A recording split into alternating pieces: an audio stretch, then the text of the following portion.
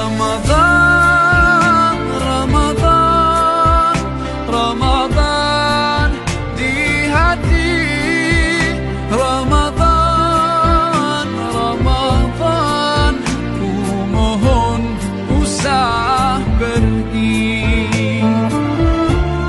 Assalamualaikum warahmatullahi wabarakatuh, and peace be upon you to all my viewers and haters.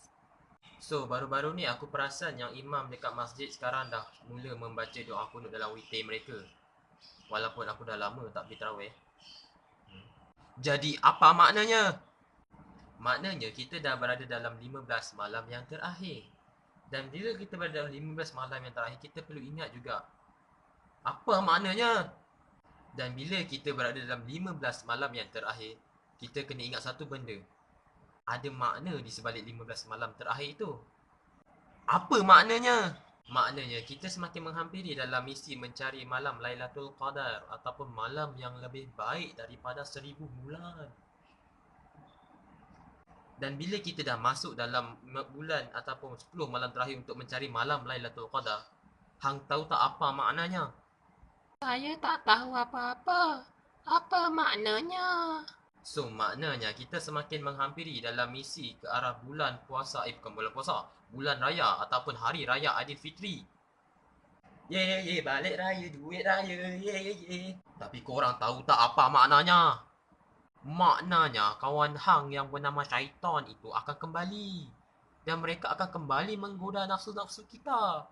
Dan kalau aku cakap pun, siapa? Nama saya Syaitan. Nak masuk boleh? Dia dah datang. Dia dah datang. Dia dah datang.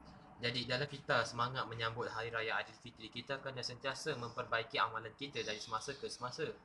Kerana kita tak tahu bila masa kita akan mati, dan inilah satu-satunya bulan yang mana kita boleh memanfaatkannya untuk mendapatkan ganjaran pahala yang berganda-ganda. Dan common issue bila kita semua dah nak menghampiri bulan raya ialah banyak syarikat-syarikat ataupun NGO yang mempromosikan video-video ataupun iklan-iklan raya mereka. Termasuk aku. Seriously. Dan common situation bila kita sedang menghampiri bulan raya juga adalah seperti ini.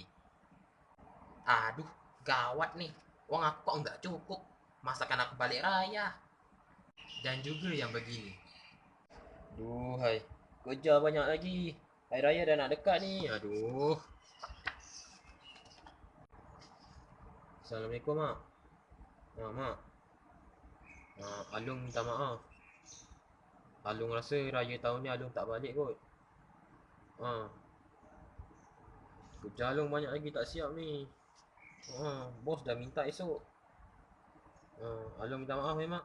Kalau Along tak balik, Along bukan anak mak. Along anak derhaka. So, kepada mereka-mereka yang tak dapat pulang bersama ataupun tak dapat balik ke kampung halaman masing-masing, janganlah bersedih sangat, sebab insya-Allah ada ganjaran ataupun ada balasan ataupun penghargaan buat anda. Insya-Allah. Aku tak ada idea pun nak buat video apa pasal raya ni sebenarnya.